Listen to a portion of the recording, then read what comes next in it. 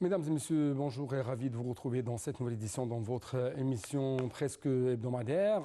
Et l'Égypte a eu votre fenêtre sur le monde égyptien, votre fenêtre sur les grands événements qui ont terminé la scène égyptienne durant les derniers jours, que ce soit dans le domaine politique, économique, comme même dans le domaine du tourisme. Donc très rapidement, nous allons commencer cette nouvelle tournée dans le monde égyptien par les activités présidentielles. Avec plus de précision, on trouve que notre président, Abdel Fattah el-Sisi, a regagné le Caire hier après une visite aux Émirats arabes unis, au cours de laquelle il s'est entretenu avec son homologue émirati, Cheikh Mohammed Ben Zayed Al Nahyan.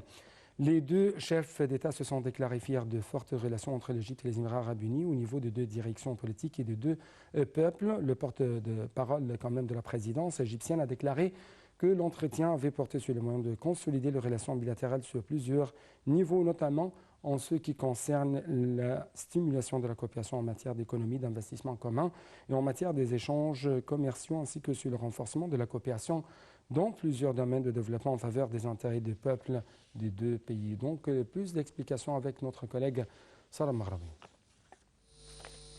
Le porte-parole officiel de la présidence de la République, le conseiller Ahmed Fahmi, a déclaré que les deux leaders ont exprimé leur fierté des relations fraternelles étroites entre l'Égypte et les Émirats arabes unis, qui se reflètent dans l'étroite coordination dans le but de soutenir la stabilité de la région arabe, en particulier à cette étape où les défis s'accroissent au niveau international et régional.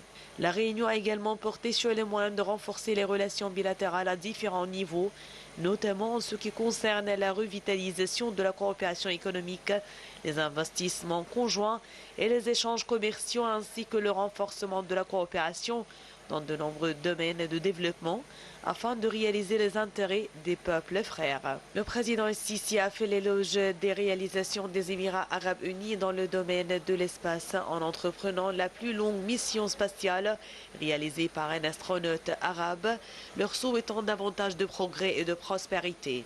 Le porte-parole officiel a ajouté que le dernier développement de la situation régionale et les questions d'intérêt commun ont également été examinées. Les deux dirigeants sont convenus de poursuivre les efforts conjoints pour œuvrer à la résolution des crises existantes dans la région de manière qui tienne compte des intérêts des peuples arabes, renforce la solidarité arabe et assure la stabilité et la prospérité dans la région. La réunion a de même abordé des discussions sur la conférence des États partis à la Convention cadre des Nations Unies sur les changements climatiques COP28 que Dubaï accueillera à la fin de cette année dans le but de bénéficier de l'expérience réussie de l'Égypte en matière d'accueil de la COP27 tenue à Sharm el-Sheikh, en s'appuyant sur les résultats obtenus dans le but de donner une impulsion à une action climatique commune au niveau international de manière à préserver les ressources environnementales et à servir les intérêts de l'humanité.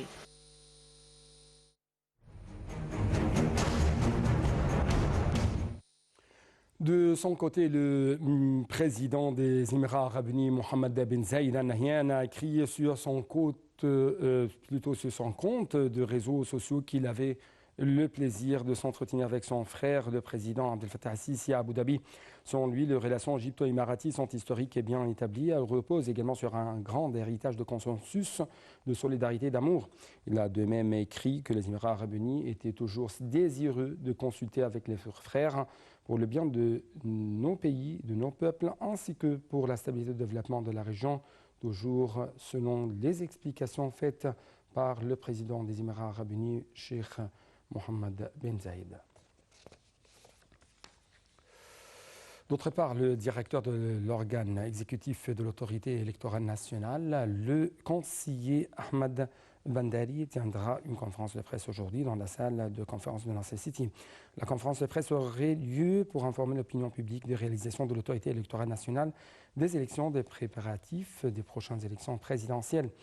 L'organe exécutif avait préparé un rapport complet sur les accomplissements de toutes les missions et les directives fixées par le conseil d'administration.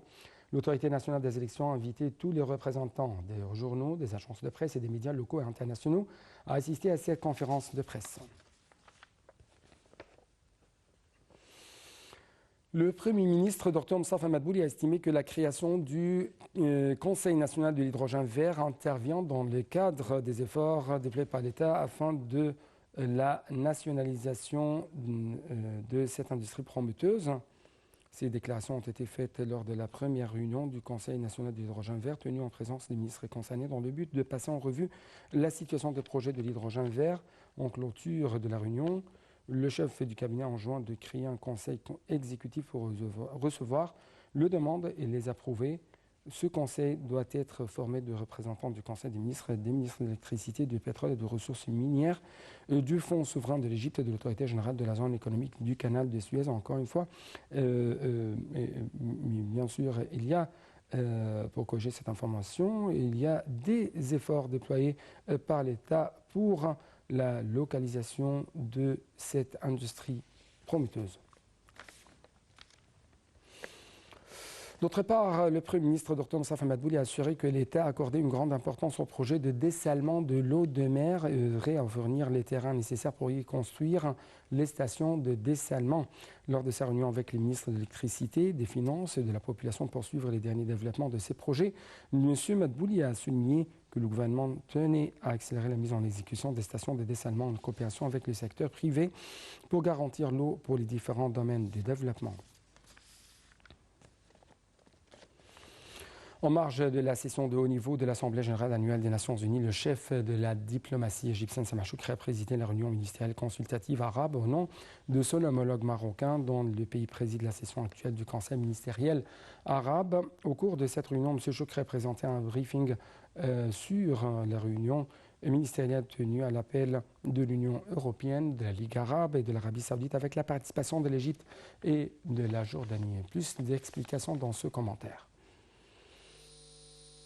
Le ministre des Affaires étrangères, Sameh Choukri, a rencontré hier Martin Griffiths, secrétaire général adjoint des Nations unies aux affaires humanitaires et coordinateur des secours d'urgence, en marge de sa participation au sommet de haut niveau. Au cours de la rencontre, Choukri a mis l'accent sur la nécessité de fournir les besoins humanitaires à nos frères au Soudan et aux pays voisins. La rencontre a porté sur l'importance du soutien international afin de répondre aux besoins alimentaires, sanitaires et humanitaires pour les Soudanais aux pays voisins. Choukri a tenu à présenter les efforts égyptiens afin de fournir les aides humanitaires aux frères soudanais depuis la crise, ainsi que les efforts égyptiens afin de résoudre cette crise, outre les résultats des réunions automatisées des pays voisins du Soudan. En marge de sa participation dans un dialogue sur le projet de convention sur l'interdiction des matières fissiles, le chef de la diplomatie a souligné que le traité pour arrêter la production des matières fissiles est lié à l'engagement en faveur de l'embargo sur les armes nucléaires et les éliminer de manière vérifiable afin qu'elles ne soient pas considérées comme une autre mesure partielle et discriminatoire en faveur de la non-prolification. M. Choukri s'est également entretenu avec le vice-premier ministre irlandais et ministre des Affaires étrangères et de la Défense, Michael Martin. La réunion a porté sur les relations bilatérales entre le Caire et Dublin et les développements tangibles dont ils ont été témoins ces dernières années, ainsi que de consultations sur un certain nombre de développements régionaux et internationaux actuels. Les deux ministres ont également discuté des moyens de renforcer la coopération économique entre l'Égypte et l'Irlande. M. Choukri a souligné l'importance de la réforme des travaux des institutions de financement international pour être capable à répondre aux exigences des pays en développement et les défis actuels de l'économie mondiale. En outre, le chef de la diplomatie s'est entretenu avec son homologue albanais. L'entretien a abordé les moyens de renforcer les relations bilatérales dans tous les domaines, notamment économiques et commerciaux.